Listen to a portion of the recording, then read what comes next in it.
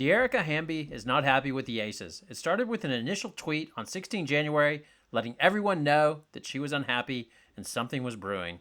The tweet went out as follows. Imagine expressing your fears as a woman and being pregnant in this profession world, then to be reassured that you were supported and your back was had, only then to be used against you.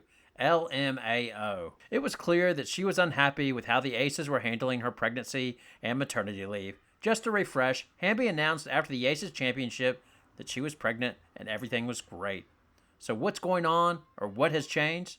Is Hamby's anger at the Aces justified? Let's take a look. As you're likely aware, the WNBA CBA had big changes in regards to maternity leave. Basically, players get their full salary when they're pregnant and on maternity leave. Previously, teams were only required to pay 50% of a player's salary, and it was up to the discretion of a team regarding if they would pay their full salary. For instance, the Dallas Wings actually paid Skylar Diggins-Smith her full salary while she was on maternity leave in 2019.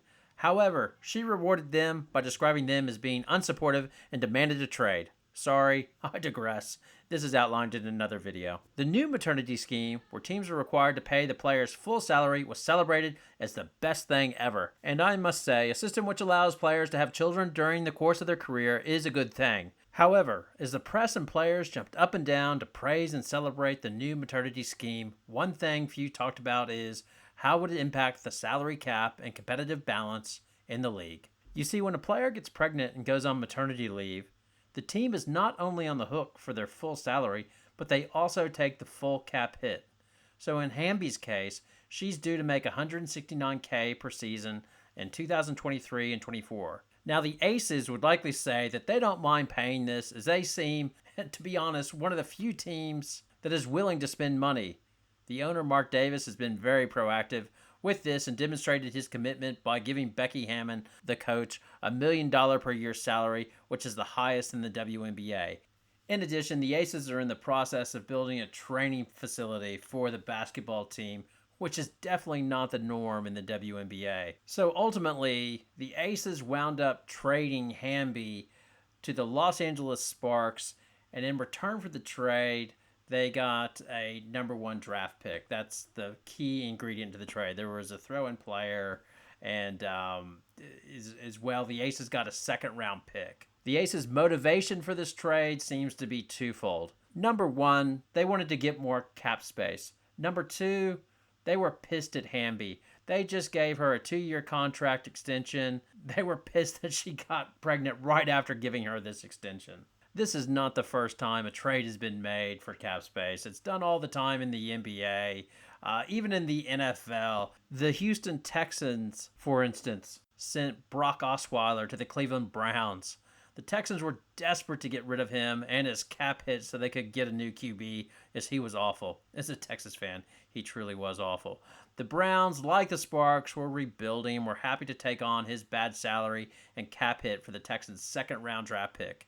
Deal done. This is essentially what is happening with the Aces and Sparks. The Aces need more depth and have limited cap space as Plum, Wilson, and Gray take up the majority of the salary cap. They got away with this in 2022, but they know they need more depth. Hence, the trade to the Sparks. The Aces give the Sparks a first-round pick to take Hamby and her $169,000 cap hit. Now, the second part of this, and the more interesting, is the betrayal. Who screwed who? Hamby issued a 2-page Twitter post outlining how she feels like she was betrayed. The first page is basically thanking the Aces fans for all their support through the years, and then the second page outlines her issues with the Aces. And I'll just go ahead and read this. You could skip ahead if you like, but I think it helps give full context of what her complaints are. So from the second page, with that being said, I am heartbroken. Being traded is part of a business. Being lied to, bullied, manipulated, discriminated against is not. I have had my character and work ethic attacked. I was promised things to entice me to sign my contract extension that were not followed through on. I was accused of signing my extension knowingly pregnant. This is false. I was told that I was a, quote, a question mark, and that it was said that I said I would get pregnant again. And there was concern for my level of commitment to the team. I was told that I didn't hold up my end of the bargain because no one expected me to get pregnant in the next 2 years. Did the team expect me to promise not to get pregnant in exchange for a contract extension? I was asked if I planned my pregnancy. When I responded no, I was then told that I was not taking precautions to not get pregnant. I was being traded because I wouldn't be ready and we need bodies. I plan to play this season and I've expressed my desire to play this season. I have pushed myself throughout my entire pregnancy and I have continued to work out, basketball included, on my own and with team staff, even on days where it was uncomfortable to walk, only to be inaccurately told that I was not taking my workouts seriously. And yeah, we just don't see that. With my return, I remained transparent with everyone within the organization, and yet my honesty was met with coldness, disrespect, and disregard from members of management. I've only put this organization first since day one before any of them were here. You're getting moved regardless, and it's best for your career that you move on from the Aces. The unprofessional and unethical way that I have been treated has been traumatizing. To be treated this way by an organization, by women who have claimed to be in these shoes, who preach family, chemistry, and women's empowerment, is disappointing and leaves me sick to my stomach. We fought for the provisions that would finally support and protect player parents. This cannot now be used against me. The last part of the post clearly seems like she's going after Becky Hammon. So, who's right and who's wrong? Well, I think it's the maternity scheme. So, I previously did a video on Dearica Smith and how her pregnancy potentially gives her leverage against the Mercury and how this might be used if she's looking to get out of there or not play there in 2023. Understandably, I took some not so happy comments with this video. I imagine this video I'll get some more poison, which is fine. But overall, I think the current maternity scheme is going to cause ongoing issues for the WNBA, as teams are going to be frustrated that they're obliged or required to pay the full salary players that won't play, and as well, they won't get any cap relief. Do I think the Aces were irritated when, within a few months of giving Hamby a contract extension, she announced she was pregnant? Yes, I do. Do I think Hamby was told this like she outlined in her post?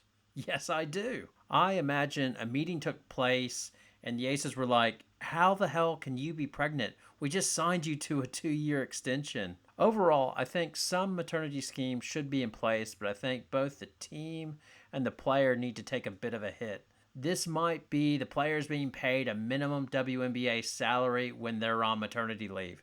Now, many would say this is too harsh.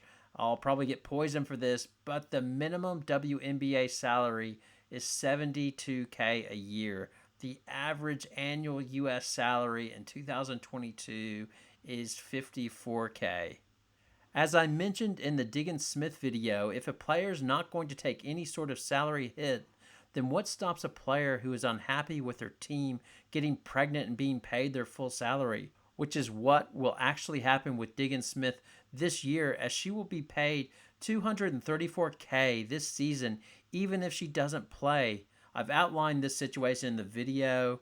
Go over and give it a look if you'd like. That one's probably better outlined than this video. Now it's over to you. Give me your poison. Outline why I'm the worst person in the world, or if you think I'm right, whatever. Anyway, thanks a lot for watching. See you next time, hopefully.